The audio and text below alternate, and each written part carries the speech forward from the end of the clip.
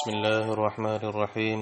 قوله لأنها المقابلة على سبيل الممانعات أقول يعني أن المعارضة في هذا المواضع مقابلة الدليل بدليل آخر مانع للأول في ثبوت مقتضاه وما ذكرتم ليس كذلك.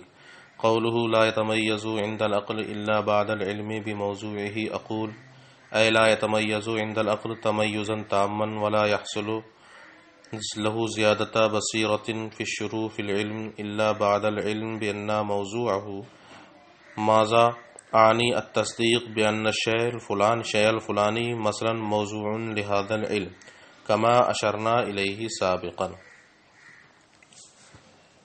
عزیز طلباء، السلام علیکم ورحمۃ اللہ وبرکاتہ.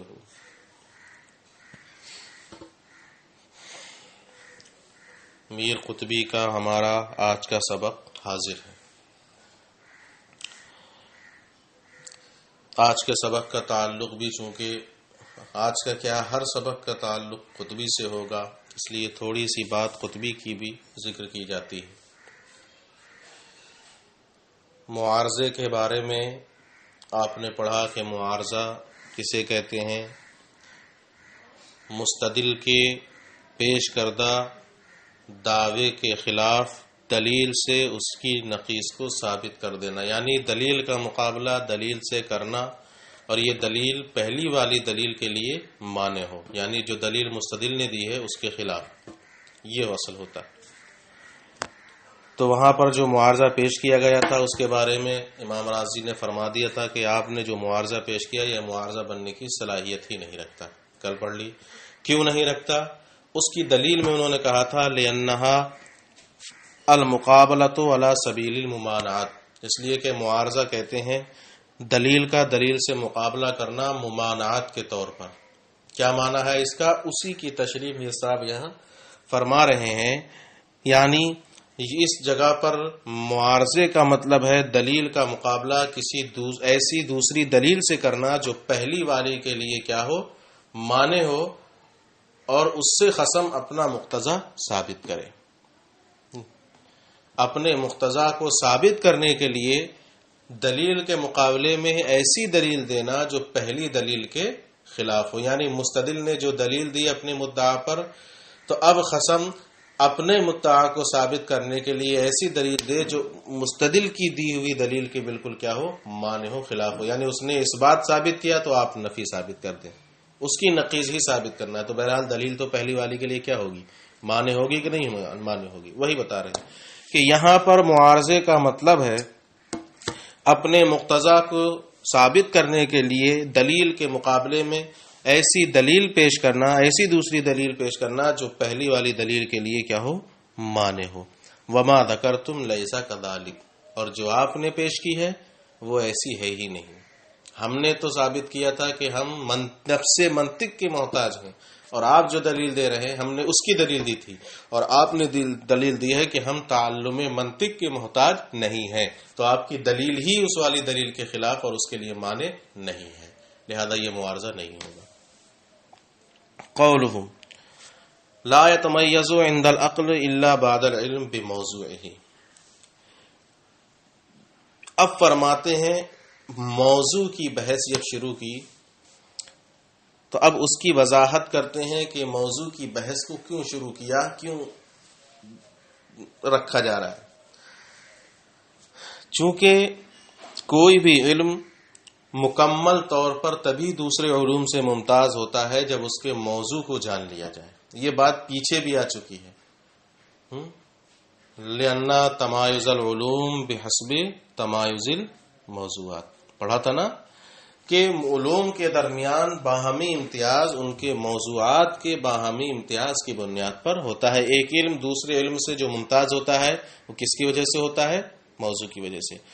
اور وہی بیان کر رہے ہیں کہ علم عقل کے نزدیک مکمل طور پر، تھوڑا بہت تو دوسرے سے ممتاز کسی اور وجہ سے بھی ہو سکتا ہے، لیکن مکمل جو اطمینان اور امتیاز ہوگا وہ کس کے ذریعے ہوگا، جب آپ اس کے موضوع کو جان لیں گے کہ یہ چیز اس علم کا موضوع ہے. اس بات کی یہ تصدیق کہ ہاں یہ چیز اس علم کا موضوع ہے، صرف تصور نہیں. کہ ہاں موضوع کا تصور کر لیا. موضوع کا تصور نہیں کرنا ہے بلکہ یہ تصدیق کرنا ہے کہ یہ چیز اس علم کا موضوع ہے. مثلا بدن انسان علم طب کا موضوع ہے. یہ تصدیق ہے کہ نہیں تصدیق ہے. کلمہ اور کلام علم نحو کا موضوع ہے. یہ تصدیق کرنا ہے کہ اس علم کا موضوع یہ ہے. صرف تصور نہیں کرنا ہے کہ ہاں کوئی بھی موضوع ہو سکتا ہے یا موضوع کا تصور کر لیا. نہیں بتا رہے ہیں. اقول اے لا یتمیز عند العقل تمیزا تاما، یعنی عقل کے نزدیک کوئی بھی علم مکمل طور پر ممتاز نہیں ہوگا اور اس کو علم کو شروع کرنے میں بصیرت حاصل نہیں ہوگی. الا بعد العلم بان موضوعه ماذا، مگر یہ کہ اس علم کے بعد کہ اس کا موضوع کیا ہے. یعنی التصدیق بان الشیء الفلانی مثلا موضوع لهذا العلم، یعنی اس بات کی تصدیق کہ فلاں چیز مثلا اس علم کا موضوع ہے. کما اشرنا الیہ سابقا، جیسا کہ پیچھے ہم نے اس کے بارے میں اشارہ کر دیا تھا. تو موضوع کے بارے میں یہ تصدیق ہونا چاہیے کہ یہ چیز اس علم کا موضوع ہے، صرف موضوع کا تصور نہیں کرنا ہے. قوله ولما كان موضوع المنطق اخص من مطلق الموضوع، اقول هذا كلام القوم يتبادر منه الى الفهم ان المقصود تصور الموضوع، ولذلك اعترض عليه بأن العلم بالخاص مسبوق بالعلم بالعام إذا اجتمع هناك شيئان أحدهما أن يكون العالم بالخاص علم بالخاص علما بالكنه، وثانيهما أن يكون العام ذاتيا للخاص، وكلاهما ممنوعان في سورة النساء. وأجيب عن ذلك بأن الخاص هنا عني موضوع المنطق مقید والعام عني موضوع العلم مطلق، ولا يتصور معرفة المقید إلا بعد معرفة المطلق وانضمامه إلى ما قید به. اب سنیے، یہ تو آپ نے سمجھ لیا کہ یہ تحقیق، یہ تصدیق کرنا ہے کہ فلاں چیز اس علم کا موضوع ہے، صرف موضوع کا تصور نہیں کرنا ہے. جب منطق کے موضوع کو بیان کیا تھا تو منطق کے موضوع کو بیان کرنے سے پہلے مصنف نے مطلق علم کے موضوع کو بیان کیا تھا کہ نہیں کیا تھا؟ پہلے مطلق علم کے موضوع کو بیان کیا، پھر منطق کے موضوع کو بیان کیا. تو وہاں یہ اعتراض ہوا تھا کہ جب مصنف کو منطق کا موضوع ہی بیان کرنا تھا تو انہیں ڈائریکٹ منطق کا موضوع بیان کرنا چاہیے تھا. انہوں نے مطلق موضوع کو کیوں بیان کیا؟ ٹھیک ہے، مطلق موضوع کو کیوں بیان کیا؟ تو اس کے جواب میں کہا گیا تھا چونکہ منطق کا موضوع خاص ہے، ٹھیک ہے، اور مطلق موضوع عام ہے. مطلق علم کا موضوع کیا ہے؟ عام ہے، اور خاص کا علم عام کے علم کے بعد ہوتا ہے. خاص کا علم عام کے علم کے بعد ہوتا ہے، اس لیے پہلے عام کو ذکر کیا گیا اور اس کے بعد خاص کو ذکر کر رہے ہیں. یہ جواب دیا گیا تھا. یہاں پر اسی جواب پر ایک اعتراض کر رہے ہیں گویا کہ، ٹھیک ہے، وہ یہ کہنا چاہ رہے ہیں کہ یہ جو آپ کا جواب تھا کہ خاص کا علم عام کے علم کے بعد ہوتا ہے، یہ منطقیوں کا کلام ہے. تو اس سے تو یہ بات سمجھ میں آ رہی ہے کہ مراد یہاں موضوع کا تصور ہے، موضوع کا تصور. لہذا اب اس پر یہ اعتراض ہوگا کہ جب موضوع کا تصور مراد ہے تو ہم اس پر یہ اعتراض کریں گے کہ خاص کا علم عام کے علم کے بعد تو اس وقت ہوتا ہے جب وہاں دو چیزیں جمع ہوں. خاص کا علم عام کے علم کے بعد تو اس وقت ہوتا ہے جب وہاں دو چیزیں جمع ہوں. پہلی چیز یہ کہ خاص کا علم علم بالکنا ہو. خاص کا علم کیا ہو؟ علم بالکنا. اور دوسری چیز یہ ہے کہ عام خاص کے لیے ذاتی ہو، یعنی اس کی حقیقت میں داخل ہو، اس کی ذات میں داخل ہو. اور یہاں دونوں چیزیں نہیں ہیں. نہ تو خاص کا علم علم بالکنا ہم جاننا چاہ رہے ہیں، اور نہ ہی عام یہاں اس کے لیے خاص کے لیے ذاتی ہے، بلکہ عام تو خاص کے لیے ایک وصف ہے، اس کی حقیقت میں داخل نہیں. مطلق موضوع خاص موضوع کے لیے ذاتی نہیں، اس کی حقیقت میں نہیں داخل ہے، بس اس کے لیے ایک وصف ہے، اس کے لیے ایک وصف ہے. جب یہ دونوں چیزیں ممنوع ہیں تو پھر خاص کا علم عام کے علم کے بعد کیسے ہوگا؟ یہ جواب کیسے دیا گیا تھا؟ یہ گویا کہ ایک اعتراض ہوا.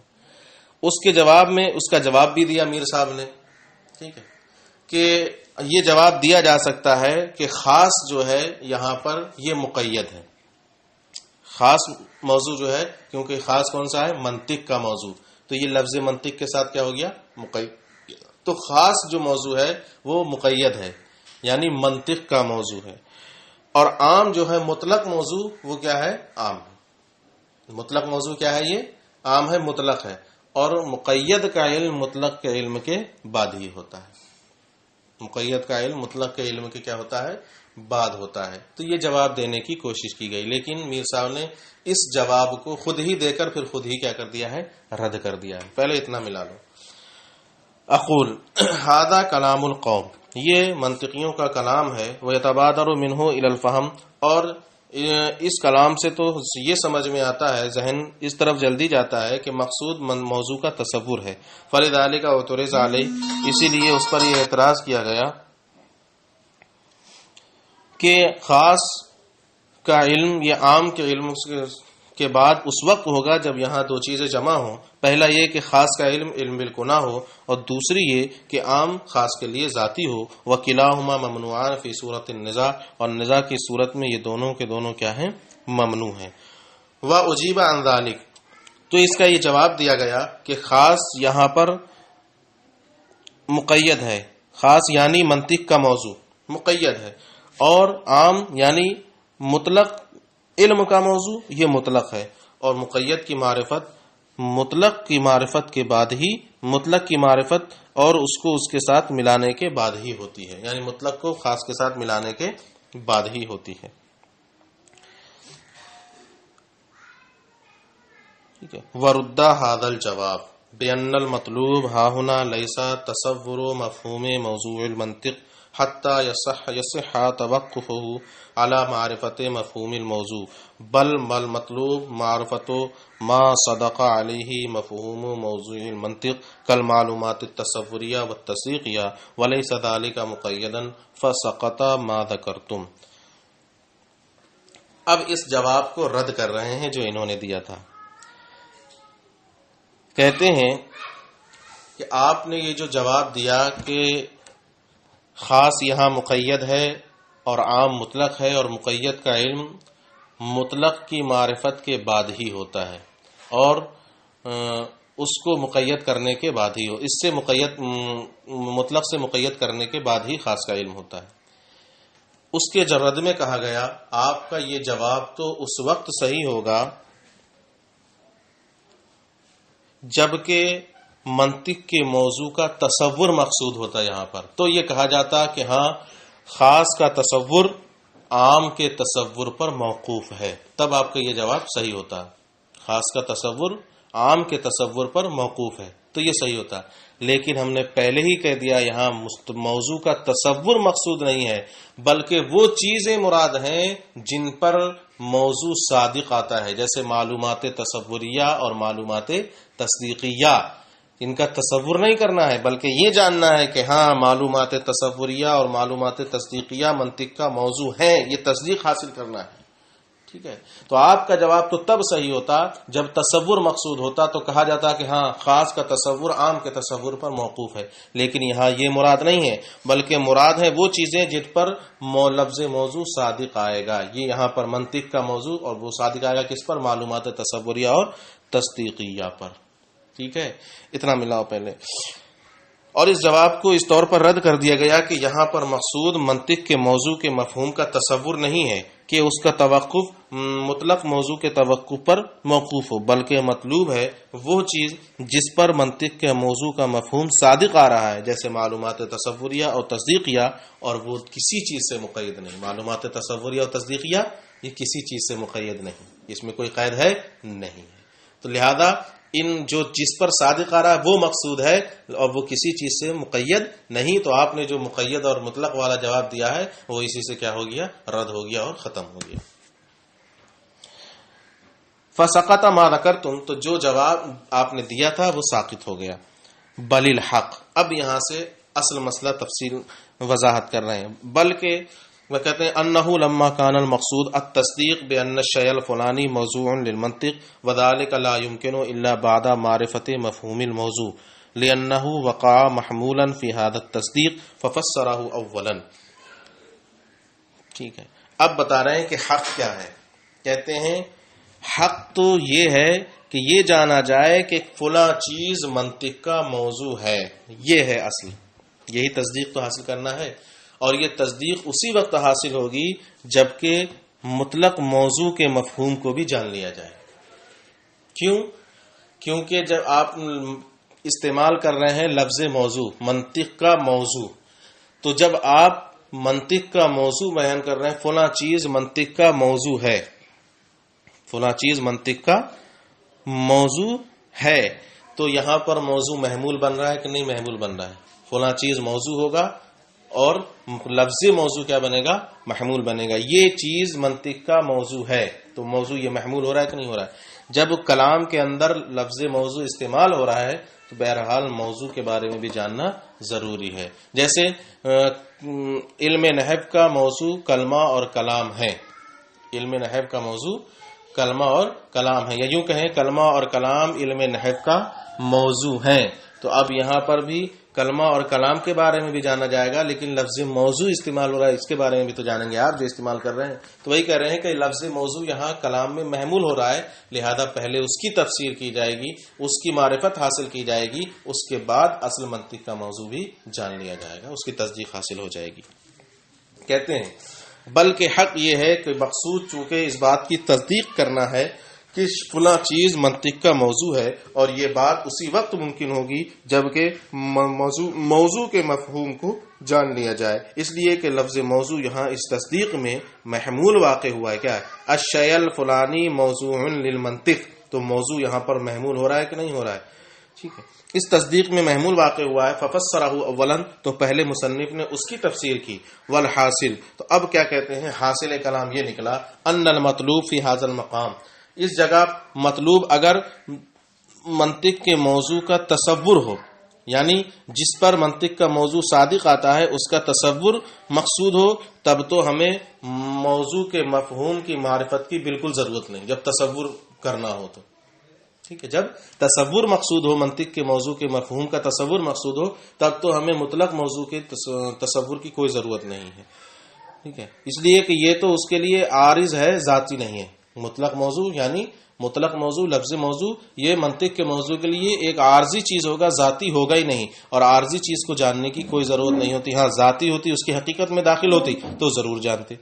کہتے ہیں والحاصل، حاصل یہ ہے کہ مطلوب اگر اس جگہ پر اس چیز کا تصور ہو جس پر موضوع منطق صادق آتا ہے، لم يحتاج الى معرفت مفہوم الموضوع اصلا، تب تو موضوع کے مفہوم کی معرفت کی کوئی ضرورت نہیں، اس لیے کہ موضوع کا مفہوم اب منطق کے موضوع کے لیے صرف عارض ہوگا، اس کے ذاتی نہیں ہوگا. اور واما اذا كان المطلوب التصدیق بالموضوعیت، اور جب موضوعیت کی تصدیق مقصود ہو، موضوعیت مطلب فلاں چیز منطق کا موضوع ہے، جب یہ تصدیق مطلوب ہوگی تب موضوع کے مفہوم کی بیان کی بھی ضرورت پڑے گی، اب چاہے وہ تصدیق میں موضوع بنے یا محمول بنے. وہ لفظ موضوع تصدیق کے اندر یعنی فلاں چیز یہ منطق کا موضوع ہے. اب یہ یہاں پر لفظ موضوع چاہے تصدیق میں موضوع بنے یا محمول، مثلا موضوع بنے، یوں کہا جائے موضوع المنطق ہوا ھذا، منطق کا موضوع یہ چیز ہے، تو یہاں پر موضوع کیا بن رہا ہے؟ خود موضوع بن رہا ہے کہ نہیں بن رہا ہے تصدیق میں. یا محمول بنایا جائے اور کہا جائے ھذا موضوع المنطق، یہ منطق کا موضوع ہے. اب یہاں پر موضوع کیا ہو گیا؟ محمول ہو گیا. ھذا موضوع ہوا، موضوع المنطق یہ کیا ہو گیا؟ محمول ہو گیا.